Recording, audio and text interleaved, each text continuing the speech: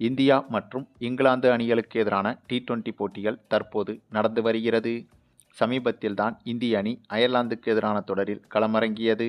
அந்த அயர்லாந்துக்கு எதிரான தொடரை பொறுத்தவரையில் இந்திய அணிக்கு மாபெரும் அதிர்ச்சியும் காத்திருந்தது. ஏனென்றால் இந்த நடந்து முடிந்த அயர்லாந்துக்கு எதிரான 2 T20 போட்டிகள் கொண்ட தொடரில் ஸ்ரேயஸ் ஐயர் தலைமையிலான இந்திய அணி களமிறங்கியது. அதுவும் இந்த இந்திய அணியில் அபிஷேக் சர்மா, இசான் கிசான், சூரியவன்சி உள்ளிட்ட 3 அதிரடி நட்சத்திர பேட்ஸ்மேன்களும் இருந்தன.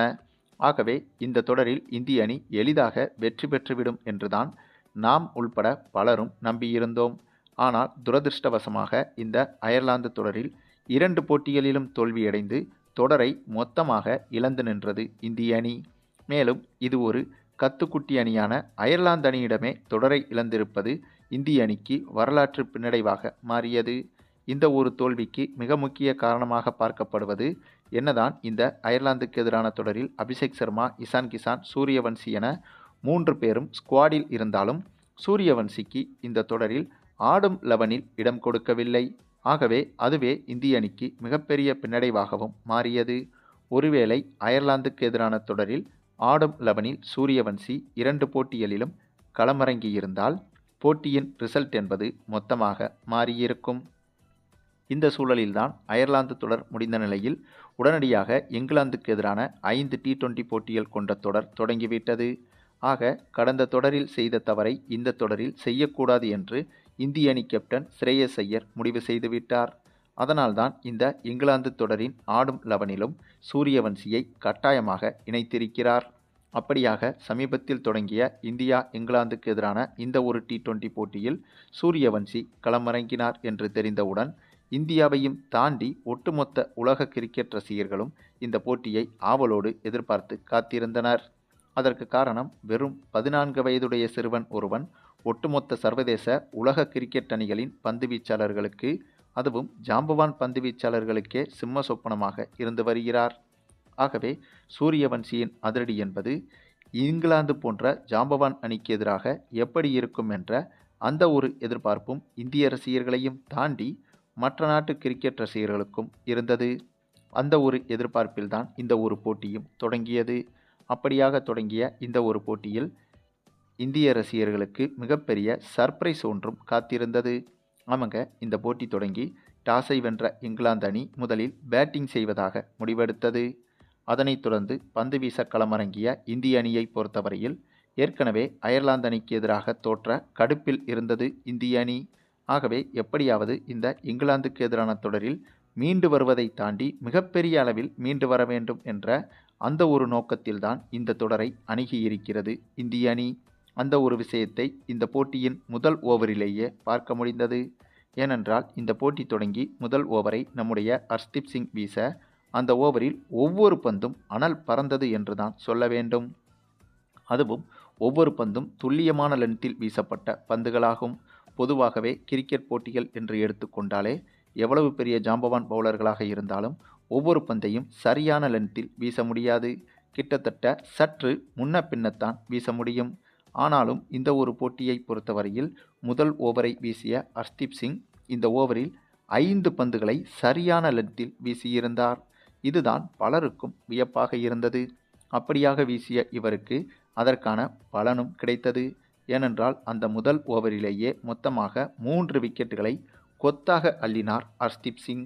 பின்னர் அடுத்த ஓவரான போட்டியின் 2வது ஓவரை வீசிய நம்முடைய ஹர்ஷித் ராணா, இவரும் கடந்த போட்டியில் தோல்வியடைந்த விரக்தியில்தான் இந்த போட்டியில் பந்து வீசினார். அதாவது கடந்த அயர்லாந்துக்கு எதிரான தொடரில் விட்டதை இந்த இங்கிலாந்துக்கு எதிரான தொடரில் எப்படியாவது பிடித்தாக வேண்டும் என்ற அந்த ஒரு நோக்கம் என்பது ஒவ்வொரு இந்திய பவுலர்களிடம் இருந்தது. அதை இந்த ஒரு போட்டியில் நன்றாகவே பார்க்க முடிந்தது. அதனால்தான் இந்த போட்டியின் 2வது ஓவரை வீசிய ஹர்ஷித் ராணா, இவரும் துல்லியமான லென்த்தில் ஒவ்வொரு பந்தையும் வீசினார். அதன் காரணமாக 2வது ஓவரிலும் 2 விக்கெட்டுகளை இங்கிலாந்து அணி இழந்தது. அதாவது முதல் 2 ஓவர்களுக்கு உள்ளாகவே 5 விக்கெட்டுகளை இழந்து வெறும் 3 ரன்கள் மட்டுமே தான் எடுத்திருந்தது இங்கிலாந்து அணி. ஆக அப்போதே தெரிந்துவிட்டது இந்த போட்டியில் இந்திய அணியின் அணுகுமுறை என்பது வேற லெவலில் இருக்கிறது என்று. அதுவும் கடந்த தொடரான அயர்லாந்து அணிக்கு எதிரான, அதுவும் கத்துக்குட்டி அயர்லாந்து அணிக்கு எதிரான தொடர் தோல்வி என்பது இந்திய அணியை மிகப்பெரிய அளவில் பாதித்துள்ளது என்று சொல்வதை விட உத்வேகப்படுத்தியுள்ளது என்றுதான் சொல்ல வேண்டும். அந்தளவுக்கு கடந்த போட்டியின் தோல்விகளுக்கும் சேர்த்து வைத்து இந்த போட்டியில் இங்கிலாந்து அணியை இந்திய அணி பழிதீர்த்து விட்டது என்றுதான் சொல்ல வேண்டும். மேலும் இந்த போட்டியில் அடுத்தடுத்து தொடர்ச்சியாக சிறப்பாக பந்து வீசிய இந்திய அணி மொத்தமாக வெறும் 23 ரன்கள் எடுத்திருந்த போதே இங்கிலாந்து அணியை ஆல் அவுட்டே செய்துவிட்டது. அதாவது இங்கிலாந்து அணி வெறும் 23 ரன்களில் 10 விக்கெட்டுகளையும் இழந்து படு மோசமான முறையில் ஆல் அவுட் ஆகியிருந்தது. அதுவும் இதில் நம்ப முடியாத ஆச்சரியம் என்னவென்றால், சர்வதேச T20 போட்டிகளில் இங்கிலாந்து அணி இதற்கு முன்பு எடுத்த குறைந்தபட்ச ரன்களே 80 ரன்கள் தான். 80 ரன்களுக்கு குறைவாக இங்கிலாந்து அணி சர்வதேச T20 போட்டியில் குறைந்தபட்ச ரன்கள் எடுத்ததே கிடையாது. அப்படி இருக்கும்போது இந்த போட்டியில் வெறும் 23 ரன்களில் ஆல் அவுட் ஆகியிருப்பது என்பது இங்கிலாந்து அணிக்கு மிகப்பெரிய அவமானமாக பார்க்கப்படுகிறது. மேலும் இதற்கு முன்பு இங்கிலாந்து அணி எடுத்த குறைந்தபட்ச ஸ்கோர் என்றால் 80 ரன்கள் தான். அந்த ரன்களும் கூட இந்திய அணிக்கு எதிராகத்தான் இதே இங்கிலாந்து அணி 2012ஆம் ஆண்டு நடைபெற்ற போட்டியில் எடுத்திருந்தது.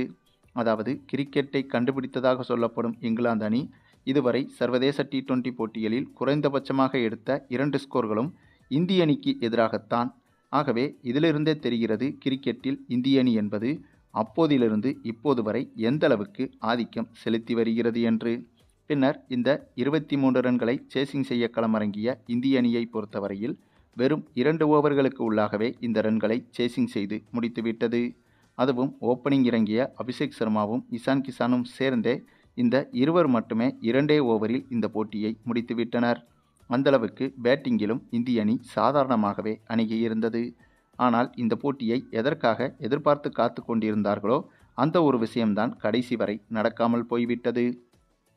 அவங்க சூரியவன்சி இந்த போட்டியில் பேட்டிங் செய்ய களமிறங்க முடியாமல் போய்விட்டது. அதற்கு மிக முக்கிய காரணம் இந்திய அணியின் பந்து வீச்சாளர்கள்தான். மற்ற போட்டிகளிலெல்லாம் எதிரணியை 170, 190 ரன்கள் என்று அடிக்க விட்டுவிட்டு இந்த போட்டியில், அதுவும் சூரியவன்சி முதல் முறையாக ஆடும் 11இல் களமிறங்கி இருக்கும் இந்த போட்டியில் எதிரணியை வெறும் 23 ரன்களில் சுருட்டி சூரியவன்சிக்கு பேட்டிங் செய்யும் வாய்ப்பை ஏற்படுத்தி கொடுக்காமல் செய்தது இந்திய அணியின் பவுலர்கள்தான். ஆனாலும் கூட இந்த இரு அணிகளுக்கு எதிராக நடைபெற்ற வார்ம் அப் மேட்சில்தான் இப்படி ஒரு சம்பவம் நடைபெற்றது. ஆகவே அதிகாரப்பூர்வ போட்டியிலாவது சூரியவன்சிக்கு பேட்டிங் செய்யும் வாய்ப்பு கிடைக்கும் என்றே எதிர்பார்க்கலாம். மேலும் என்னதான் அயர்லாந்து போன்ற கத்துக்குட்டி அணிக்கு எதிராக தொடரை இழந்தாலும் கூட இங்கிலாந்து அணி போன்ற ஜாம்பவான் அணிக்கு எதிரான போட்டியில் இந்திய அணி முழு ஆதிக்கம் செலுத்தி இருப்பது என்பது இந்திய ரசிகர்களுக்கு மிகப்பெரிய ஆறுதலாகவும் மாறியிருக்கிறது. இதேபோல இந்த இங்கிலாந்துக்கு எதிராக நடைபெற இருக்கும் 5 T20 போட்டிகள் கொண்ட அதிகாரப்பூர்வ தொடரிலும் அதிகப்படியான போட்டிகளில் வென்று தொடரை கைப்பற்றினால் அது இந்திய ரசிகர்களுக்கு இன்னும் கூடுதலாக ஆறுதலாக மாறக்கூடும். ஆக அதை மனதில் வைத்துதான் இந்த இங்கிலாந்து தொடரை இந்திய அணி கையாள வேண்டும் என்பதுதான் இந்திய ரசிகர்களின் எதிர்பார்ப்பாகவும் இருக்கிறது. அதே சமயம் இங்கிலாந்து போன்ற ஜாம்பவான் அணியவே வெறும் 23 ரன்களில் சுருட்டி இருக்கும் இந்திய அணியின் பந்துவீச்சு என்பது தற்போது உலக அளவில் பேசுபொருளாக மாறியிருக்கிறது.